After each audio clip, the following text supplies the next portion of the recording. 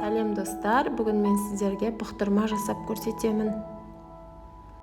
Алдымен ішек пен қарынды 1,5 сағат қайнатып пісіріп алдым. Содан кейін ғана бұқтырмаға кірістім. Олай болса кеттік. Қайнатылған ішек қарын, одан кейін картошка, сәбіз, пияз қосамыз. Және алып осылай ішекті тураймыз дөңгелек етіп, ал қарынды кубик етіп тураймыз. Дәл солай картошка, пияз, сәбізімізде кубик 4 бұрышты қылып тураймыз.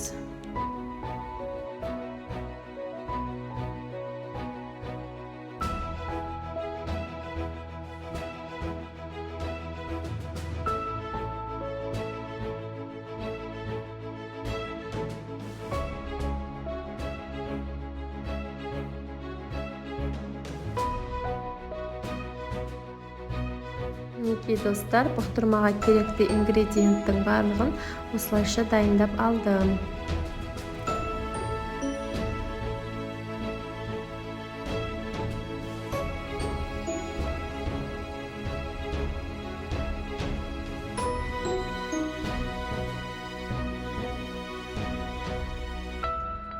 Осылайша достар, қазанымызды қыздырып, май құйып, оған сәбізімді салып, жақсылап қуырып алдым.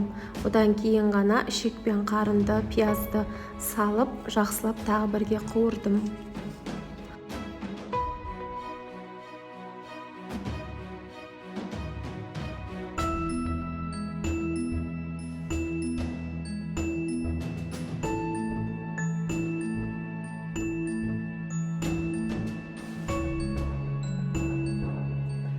Және тұзын салдым. Одан кейін кішкене қызыл болсын деп кішкене томат қосып жібердім. Одан кейін жақсылап қуырып болғаннан кейін картошканы салдым.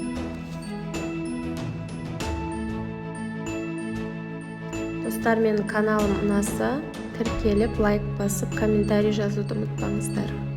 Және жақындарыңызға жіберсеңіздер болады.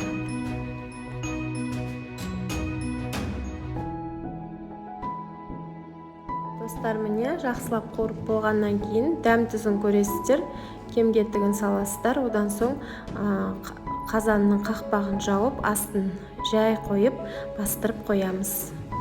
Достар, міне 1 сағат солай тұрды. Өте дәмді болып шықты. Міндетті түрде жасап көріңіздер.